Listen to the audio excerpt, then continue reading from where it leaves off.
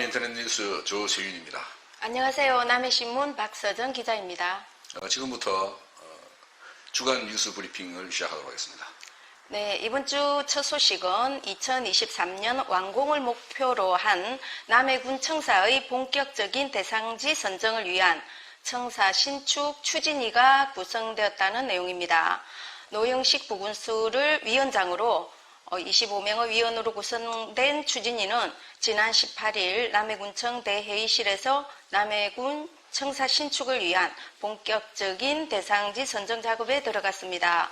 남해군은 경쟁력 있는 지자체로 지역의 장기 발전을 유도하기 위해 남해군 공공기관 이전과 장기 발전 구상안에 대한 추진 경과, 후보 지면 검토 사항 보고, 추진 일정 등을 위원들에게 설명했고, 이어 대상지 선정을 위한 토론이 진행되었습니다. 노영식 위원장은 군 청사부지에 대한 언론과 소통위원회를 통해 그동안 몇 차례 의견들이 오간 것을 수기하고 협의하여 군 청사부지를 정하고 전문가와 위원님들 의견을 주셔서 함께 결정하고 발전하기를 바란다고 했습니다. 군은 앞으로 전문가 토론과 자담회 등 다양한 방식의 토론을 이어가며 청사 후보지를 결정하고 그 결과를 토대로 군의회의 동의를 받아 대상지를 최종 선정할 계획입니다. 대상지 선정 후 타당성 검토, 투자 심사와 추가적인 행정 절차를 2020년까지 완료하고 2021년 착공, 2022년 준공, 2023년부터 새 청사에서 군정 업무를 시작하는 것을 목표로 추진할 계획입니다. 이 군청사 신축 문제는 오래전부터 우리 국민들의 수건이었죠. 집행부에서 드디어 이제 추진위를 구성해서 대상 지역 선정 작업에 들어갔다고 하니까 아주 반가운 소식인데, 이 문제에 대해서 우리 국민들의 생각은 아주 단호하고 아주 단순합니다. 지역 또는 그 단체 이기주의에서 벗어나서 오로지 남해군 전체의 발전과 미래를 담보할 수 있는 위치 선정과 건축이 되어야 한다. 차제에 이번에는 특히 그 남해읍을 대상으로 도시 재생 사업이 맞물리기 때문에 아주 좋은 기회일 것 같습니다. 의원 여러분들 기대하겠습니다. 네, 다음은 해수욕장 개장 소식입니다. 올해 여름 휴가와 피서는 어디에서 즐길까? 전국 최고의 휴양지로 각광받고 있는 남해군 내 해수욕장들이 본격적인 개장에 앞서 여름 피서객을 맞을 준비에 한창입니다.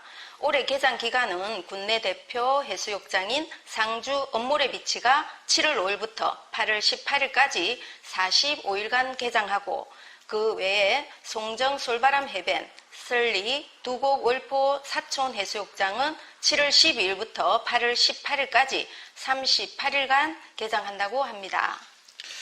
우리 남해는 여름에 바캉스 시즌이 되면은 유명 해수욕장은 물론이지만은 남해의 전 해안선이 다 한꺼번에 해수욕장으로 변하잖아요. 올해도 별 사고 없이 우리 지역민들이 많은 관광객들을 유치해서 지역 경제 활성화에도 도움이 되었으면 참 좋겠다는 생각이 드네요. 예, 힘내십시오, 여러분들. 네, 다음은 행정 불법 형질 변경, 행위자 경찰에 고발 조치하는 내용입니다. 농로를 낸다며 개발행위 허가도 받지 않고 중장비를 동원해 임야를 훼손하는 일이 발생했습니다. 여기에 개발행위 불가능한 공익용산지 여러 필지에 군유지도 포함되어 있는 상황으로 행위자는 망가진 농로 복구 절차 생략에 대해서 법령 이해 부족 탓으로 돌리고 있습니다. 이번 사건에 남해군은 불법적으로 토지 형질 변경 행위를 한 행위자를 처벌해달라고 지난 3일 남해경찰서에 고발장을 제출했습니다. 이 행위자는 체육 분야 단체장을 지내기도 했으며 지역 언론사 회장까지 맡았던 인사로 이름을 밝히면 국민들이 다 알만한 이른바 사회지도층에 속하는 사람입니다. 관련 법령에는 토지의 형질 변경이 경작을 이한 것이라도 2m 이상의 성토나 절토가 이뤄질 때는 허가 대상에 포함된다고 규정하고 있습니다. 행정당국이 제보자의 신고를 받고 현장 실사를 나간 것이 지난 3월 19일이었습니다. 군 담당자에 따르면 현장 조사 결과 절토와 성토가 이뤄진 규모가 2m 높이를 훨씬 초과한 것을 확인하고 불법적 행위라고 규정했습니다. 군의 행정처분 내용에 따라 힘 있는 사람 봐주기라든지 아니면 그럴 수밖에 없는 말 못할 사정이 있는 것 아니냐 하는 비판이 제기될 사항입니다. 이 사안에 대한 조치 결과가 남해군 행정의 공정성을 판별해 볼 수 있는 시금석이 될 것임은 이론의 여지가 없을 것입니다. 안타까운 일인데요. 안 그래도 지금 우리 남해가 태양광 발전 바람이 불어서 산지들이 많이 훼손돼서 난개발이 좀 심각하거든요. 이럴 때 이런 문제가 생기니까 좀 안타까운 생각입니다. 우리 국민들이 보물섬 남해가 왜 보물섬인지를 한번 다시 생각해보는 그런 기회가 되었으면 하는 생각입니다. 그리고 또 중요한 문제 하나가 우리 남해군 이동면 N강만이 몇 년 전에 환경부로부터 생태관광지로 지정받은 아주 중요한 지역인데 이 신전천, N강만에 속해 있는 신전천에서 멸종위기종 위급 이 세 종류가 발견이 됩니다. 흰발농개하고 기수갈고동 그리고 이제 갯개라는 아주 귀한 저수생물들이 발견이 되는데 이 발견된 하천 바로 주변에 새우 양식장이 지금 공사를 하고 있어요. 이 새우 양식장이 자기네들은 전혀 오염물질을 배출하지 않는다고 이야기를 하지만은 이게 반드시 항생제라든지 이런 것들이 들어가야 될 거고 해서 대단히 위험한 사항인데 그래서 이제 그 영산강청에다가 얘기를 했더니 자기들은 허가권자들에게 먼저 얘기를 하고 꼭 그렇다면은 국민신문고에 고발을 하라는 말씀을 드렸거든요. 그러기보다는 이 문제에 대해서는 업자들하고 행정당국들이 잘 정리를 해서 꼭 해야 된다면은 이런 보호종들을 격리를 해서 보호할 수 있는 그런 시설들을 하고 난 다음에 하면 좋겠다는 그런 생각을 해봤습니다. 기대하겠습니다.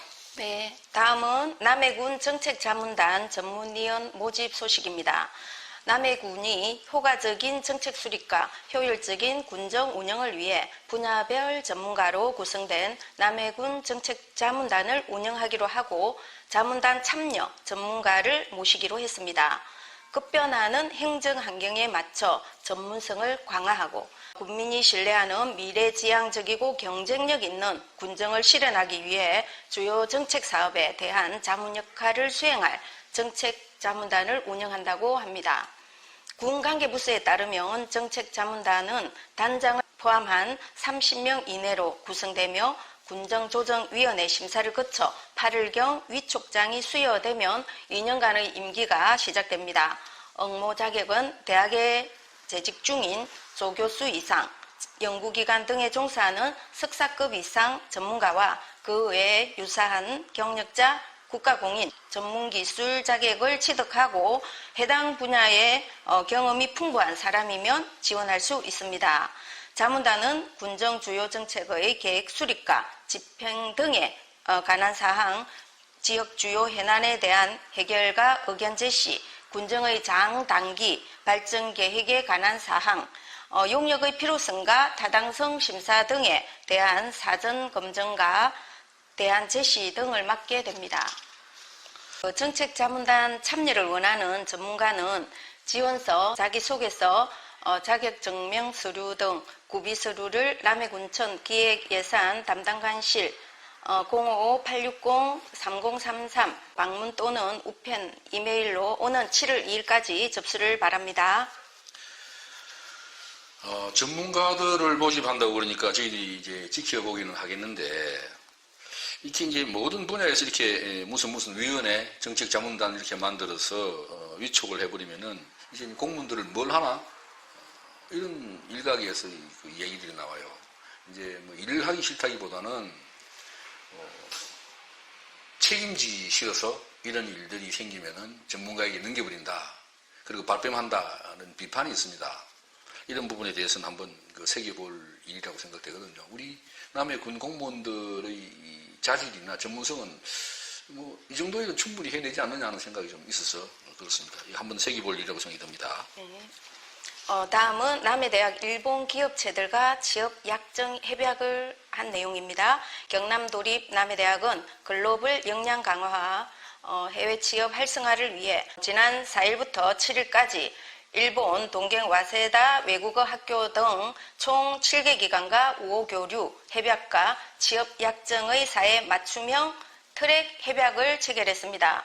홍덕수 총장은 우리 대학은 현재 미국, 중국, 대만, 싱가포르 등 국가의 대학과 산업체에 해외 취업자를 매년 배출하고 있다며 2학기부터 해외 파견을 일본까지 확대 시행할 수 있도록 현지 산업체와 교류 협력을 더욱 강화할 것이라고 밝혔습니다. 경남도립 남해대학의 이 국제화 시절을 맞이하는 것 같아서 참 바람직하다는 생각이 듭니다. 지난 4월 17일 날 여수산단에서 발생한 대기 오염물질 조작 사건과 관련해서 6월 13일 날이죠. 얼마 전에 광양만건 범시민 대책위가 철저한 조사와 엄정한 처벌을 촉구하는 기자회견을 했습니다. 우리 남해군에서도 왜 대책위를 꾸려내지 않고 대책을 마련하지 않느냐는 그런 말씀들이 많이 계시는데 남해군의 서면과 고현면에서 이미 이제 대책위가 꾸려져 있고 그 중에서 대표자들이 만들어지면은 이분들하고 다시 이 대책을 꾸려서 적극적으로 대응을 하는 방법을 찾겠다라고 이분들이 지금 그렇게 전하고 있는 상황입니다. 그리고 한 가지 또 좀 전해드릴 소식은 노무현 재단 남해지혜가 창립총회를 했는데요. 지난 22일 남해 유배문학관에서 사람 사는 세상 노무현 재단 경남지역위원회 남해지혜, 이름이 꽤 길죠. 창립총회를 개최했습니다. 제16대 노무현 대통령의 가치와 철학, 업적을 찬양하고 유지, 개성, 발전시켜 나라 발전과 민주주의 발전에 기여함을 목적으로 하고 그 목적 달성을 위해서 노무현 대통령의 가치와 철학, 업적을 개성하고 발전시키기 위한 추모 또는 기념행사, 노무현 재단 후원 회원의 확대, 사회적 봉사와 나눔활동 사업, 그리고 지회 운영을 위한 사업, 또 사천 하동 등 인근 지회와 연대 사업, 기타 목적 달성에 필요한 사업들을 명기한 운영 규정을 통과시키면서 초대 지회장으로 정현태 전 남해 군수가 선출됐다는 소식입니다. 크게 기대하겠습니다. 이상으로 이번 주 주간 뉴스 브리핑을 마치겠습니다. 남해 인터넷 뉴스 조세윤입니다. 남해신문 박세정 기자였습니다. 아까 하던 거 잘라버릴 건 잘라버리고. 제가 이걸 빠뜨려갖고